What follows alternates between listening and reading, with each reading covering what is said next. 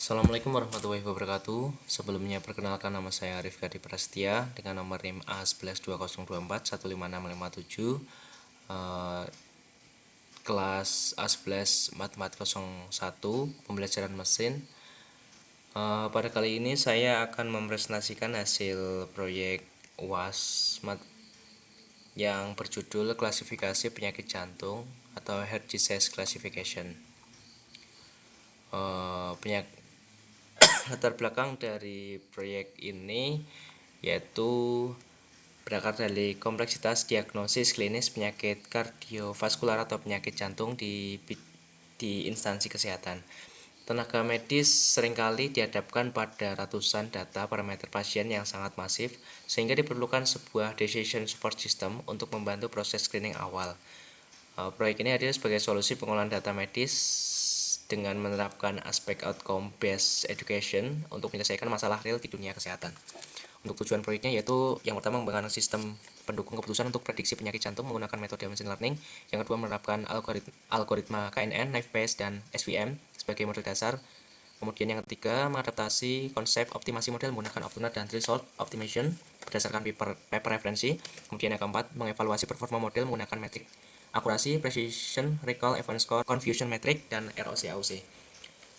Untuk relevansi UPE, proyek ini mendukung pencapaian outcome based education melalui penerapan konsep pembelajaran mesin untuk menyelesaikan permasalahan nyata di bidang kesehatan. Di sini mahasiswa diharapkan bisa menerapkan analisis data, preprocessing, pemodelan, optimasi model, serta evaluasi performa untuk menghasilkan sistem pendukung keputusan yang bisa membantu memprediksi penyakit jantung secara akurat. Pada proyek ini saya menggunakan paper yang berjudul Machine Learning Decision Support System for Heart Disease Prediction with Optuna and Result Optimization oleh Ramadan et al. 2026. Dan ini untuk link doi-nya. Ini untuk tempat publishnya yaitu Jurnal Teknik Informatika Konstruktif, dan di sini sudah terverifikasi Sinta 2. Tadi sudah saya cek juga di Sinta, ya benar sudah terverifikasi Sinta 2. Kemudian untuk penelitian dalam paper ini menggunakan 5 algoritma yaitu Logistic Regression, Decision Tree, Random Forest, KNN, dan SVM. Kemudian untuk dataset yang saya gunakan yaitu dataset heart disease yang terdiri dari 1025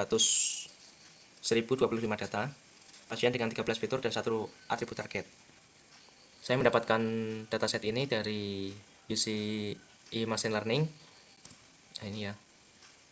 Dan 4 database yaitu Cleveland, Hungary, Switzerland, and the VA Long Beach. Di sini memiliki 13 fitur. Namun di sini tidak ada file CSV-nya, sehingga saya mencarinya di Kaggle, dan kebetulan juga ada yang sama. Dataset heart disease juga memiliki 13 fitur dan ada 4 database di sini ya. Databases yaitu Cleveland, Hungary, Switzerland, and Long Beach, sama seperti tadi. Saya menggunakan file CSV-nya dari sini. Untuk fiturnya yaitu tadi ada Age, Sec, CP, Traverse, Chol, dan ya yang lain-lain ini ya. Kemudian untuk targetnya 0 itu tidak terdiagnosis penyakit jantung atau sehat, sedangkan 1 terdiagnosis penyakit jantung atau sakit. Ini untuk etikanya ya. Untuk melindungi pasien sesuai etika medis, penggunaan data ini secara tegas dibatasi sebagai alat bantu pendukung keputusan bagi tenaga medis, bukan sebagai penentu diagnosa akhir mutlak. Dan ini privasi batas pengguna juga hampir sama. Kemudian untuk audit data dan preprocessing, yang pertama matching value. Berdasarkan hasil audit menggunakan fungsi is-null dan sum, dataset HCSV memiliki null missing value pada seluruh kolom, sehingga tidak diperlukan implementasi teknik taksiran data. Kemudian proses deteksi data duplikat menunjukkan ada 723 data duplikat dari total keseluruhan 1025 baris data dalam dataset. Namun, poin krusial yang saya temukan dalam proses audit ini adalah 723 data duplikat. Jika data duplikat ini dipertahankan, model akan mengalami kebocoran data, di mana model terlihat cerdas karena menghafal data duplikat saat pengujian, sehingga menghasilkan akurasi 100%. Oleh karena itu, Tindakan tegas yang saya ambil adalah mengeliminasi seluruh data duplikat sehingga menyisakan 302 baris data unik murni yang digunakan sebagai basis pemodelan. Dengan outlier, dan kita langsung menuju ke hasil eksperimen saja ya, karena ada batas durasi yaitu sampai 10 menit. Nah, ini untuk eksperimen, hasil eksperimen baseline dan optimasi. Bisa dilihat pada tabel bahwa hasil perbandingan performa berdasarkan hasil pengujian pada data uji, model SVM dan KNN teroptimasi keluar sebagai model berkinerja terbaik dengan capaian akurasi 98,54% dan makro event score 0,985. Kemudian ini untuk grafiknya, ini untuk optimasi SVM dan KNN sama, yaitu 98,54%. Perbandingan performa jika divisualisasikan dalam diagram batang, grafik performa menunjukkan tren peningkatan yang konsisten dari model baseline menuju model teroptimasi. Model Naive Bayes, ini Naive Bayes, mencatat kenaikan tipis, akurasi 80% menjadi 81%. Ini naik. Sedangkan KNN dan SVM menunjukkan grafik yang meroket tajam, melewati ambang batas 95% hingga menyentuh titik optimal di angka 98,54%. Untuk confusion metric.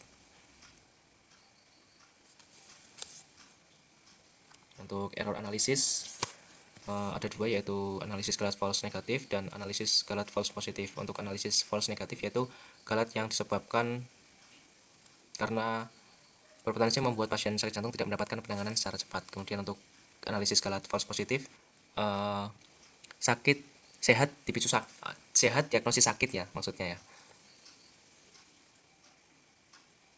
Kemudian untuk model terbaik tadi yaitu ada SVM dan KNN. Yang menjadikan pembeda yaitu SVM lebih diunggulkan karena kemampuannya menghasilkan nilai recall sempurna 1.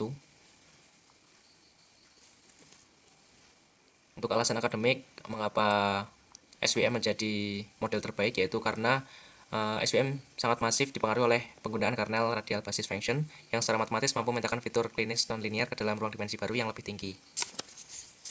Kita lanjut pada desain aplikasi. Langsung saja ya ke bagian tampilan. Untuk tampilan yang sudah saya buat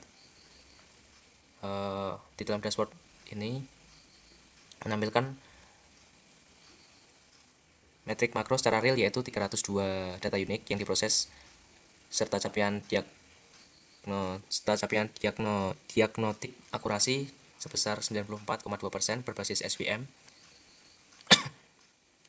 Kemudian pada bagian bawah kiri yaitu berfungsi sebagai sistem log kronologis backend yang mencatat historis setiap kali dilakukan hyperparameter tuning. Kemudian pada bagian kanan itu sistem health untuk menampilkan status infrastruktur secara real time. Dapat dilihat mesin data ignition sedang aktif berjalan menggunakan standar protokol medis global HL7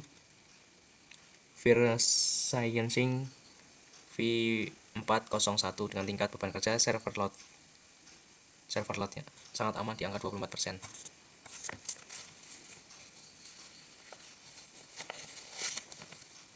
Kemudian untuk bagian kesimpulan,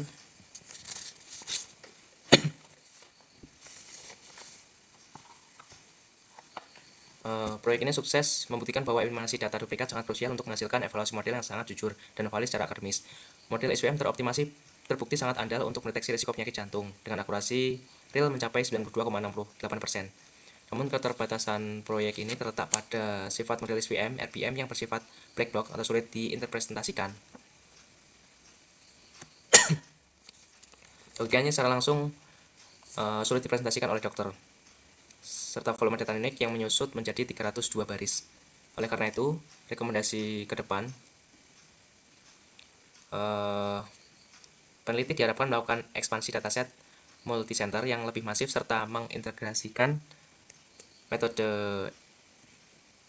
explainable AI seperti SARP agar keputusan prediksi model dapat diterjemahkan secara transparan dan akuntabel kepada tenaga medis.